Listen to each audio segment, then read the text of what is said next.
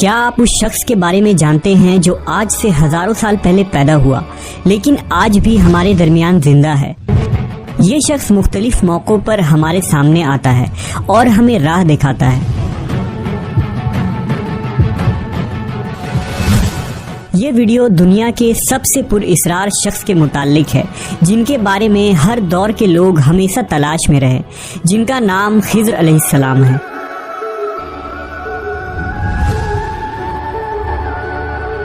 حضرت خضر علیہ السلام کو ہمیشہ زندہ رہنے کی قوت کیسے ملی، اس کے متعلق مختلف واقعات ملتے ہیں۔ ابن عساکر نے تاریخ دمشق میں لکھا ہے کہ جب حضرت آدم علیہ السلام کی وفات کا وقت آیا تو آپ نے اپنے تمام لڑکوں کو جمع کر کے فرمایا، اے میرے بیٹوں، بے شک اللہ تعالیٰ زمین والوں پر ایک بڑا عذاب نازل فرمانے والا ہے، تو میری وفات کے بعد میرے جسم کو غار میں رکھ دینا، یہاں تک کہ سکون پا جاؤں تو میرے جسم کو ملک شام میں دفن کر دینا۔ لہذا آپ کی وفات کے بعد حضرت آدم کا جسم مبارک آپ کے بیٹوں کے پاس رہا۔ جب اللہ نے نوح علیہ السلام کو مبعوث فرمایا تو انہوں نے حضرت آدم کے جسم کو اپنے پاس رکھا۔ جس وقت اللہ نے زمین پر طوفان بھیجا اور پوری زمین ایک زمانہ تک ڈوبی رہی، پھر طوفان ختم ہونے کے بعد حضرت نوح بابل شہر میں آ کر ٹھہرے اور اپنے تینوں بیٹوں شام، حام اور یافس کو وصیت کی کہ آدم علیہ السلام کے جسم مبارک کو اس غار سے لا کر شام میں دفن کر دو جہاں انہوں نے وصیت کی تھی۔ تو ان لڑکوں نے کہا، زمین وحشت ناک ہے، نہ کوئی اس زمین سے مانوس ہے اور نہ وہاں کا راستہ جانتا ہے۔ حضرت نوح نے کہا، حضرت آدم علیہ السلام نے اس شخص کے لیے جو ان کے جسم کو دفن کرے گا قیامت تک زندہ رہنے کی دعا کی ہے۔ پھر آپ کا جسم مبارک اسی طرح رہا یہاں تک کہ حضرت آدم کے ایک سلبی اولاد جن کا نام خضر تھا، انہوں نے آپ کے جسم مبارک کو دفن کیا۔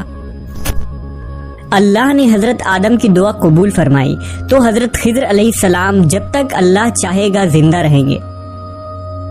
حضرت خضر کی کنیت ابو العباس اور نام بلیہ تھا، ان کے والد کا نام ملکان تھا۔ حضرت خضر علیہ السلام کی یہ خصوصیت تھی کہ آپ جس جگہ بھی بیٹھتے تھے وہاں آپ کی برکت سے ہری ہری گھاس اگ جایا کرتی تھی، اس لیے لوگ آپ کو خضر کہتے تھے، جس کے معنی سبز چیز ہوتی ہے۔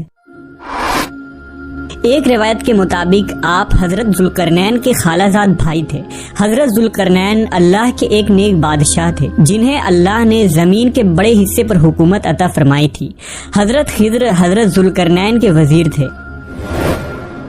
کتابوں میں حضرت خضر علیہ السلام کی لمبی عمر اور موت نہ آنے کی وجہ یہ بھی لکھی گئی ہے کہ آپ نے آب حیات نامی ایک چشمے کا پانی پیا تھا۔ آب حیات کے بارے میں یہ بیان کی جاتی ہے کہ جو اسے پیے گا یا اس میں غسل کرے گا اسے کبھی موت نہ آئے گی۔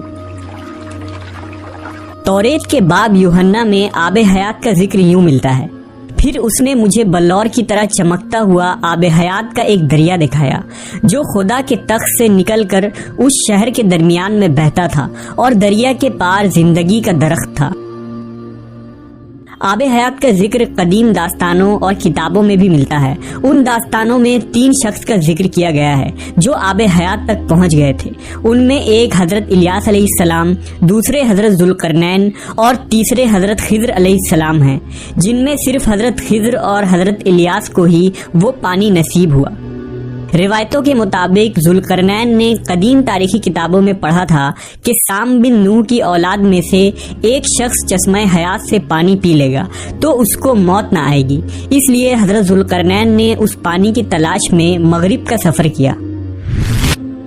ذوالقرنین کے علم میں یہ بات آئی کہ آب حیات اندھیرے راستوں میں موجود ہے اور وہاں 360 چشمے ہیں، لہذا ذوالقرنین نے اپنے لشکر سے 360 لوگوں کو چنا اور ہر ایک کو ایک ایک مچھلی دے کر حضرت خضر کی سربراہی میں روانہ کیا۔ تمام لوگوں کو یہ ہدایت دی گئی کہ ہر فرد اپنی مچھلی کے ساتھ چشمے میں اتر جائے اور واپس آ کر اپنی اپنی مچھلی ظاہر کرے۔ کافی لمبے سفر اور دشواری کے بعد آخر کار یہ لوگ اس چشمے تک پہنچ گئے۔ جب واپس آئے تو ذوالقرنین نے کہا کہ سب اپنی مچھلی جمع کروا دیں، لہذا سب نے اپنی مچھلی ان کے سامنے پیش کر دی سوائے حضرت خضر علیہ السلام کے۔ ذوالقرنین نے دریافت کیا تو انہوں نے بتایا کہ میں جب چشمے میں اترا تو مچھلی میرے ہاتھ سے نکل کر پانی میں چلی گئی۔ میں نے غوطہ لگا کر اسے پکڑنے کی بہت کوشش کی مگر ناکام رہا۔ ذوالقرنین نے کہا وہ پانی آپ کے مقدر میں تھا۔ آب حیات میں غوطہ لگانے اور اس مقدس پانی کو پینے کی برکت سے حضرت خضر ہمیشہ زندہ رہیں گے اور آپ کو کبھی موت نہ آئے گی۔ حضرت موسیٰ علیہ السلام سے بھی حضرت خضر کی ملاقات کا ذکر قرآن مجید میں ملتا ہے، جس کے مطابق حضرت خضر کو ایک الہامی علم عطا کی گئی تھی جسے علم لدنی کہتے ہیں۔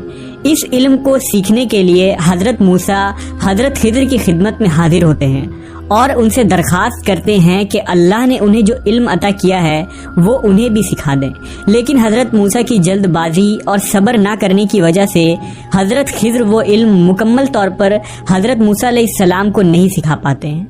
بعض علماء نے اس واقعے کو دلیل بنا کر حضرت خضر کو نبی قرار دیا ہے، کیونکہ ایک پیغمبر کو ایک عام بندہ کوئی علم نہیں سکھا سکتا۔ حضرت خضر علیہ السلام کو جو علم لدنی عطا کی گئی تھی، اس کے ذریعہ آپ مشکل میں پھنسے لوگوں کی مدد فرماتے ہیں اور گمراہوں کی رہنمائی کرتے ہیں۔ لوگوں میں یہ بھی مشہور ہے کہ آپ راستہ بھٹک جانے والوں کو راہ دکھاتے ہیں۔ اگر کوئی اللہ کا نیک بندہ مشکل کا شکار ہو کر راستہ بھٹک جاتا ہے تو حضرت خضر علیہ السلام اس کی مدد کرنے عین وقت پر پہنچتے ہیں۔ روایتوں کے مطابق حضرت الیاس علیہ السلام کی ذمہ داری سمندر میں لوگوں کی رہنمائی کرنا ہے اور حضرت خضر زمین پر لوگوں کی رہنمائی کرتے ہیں۔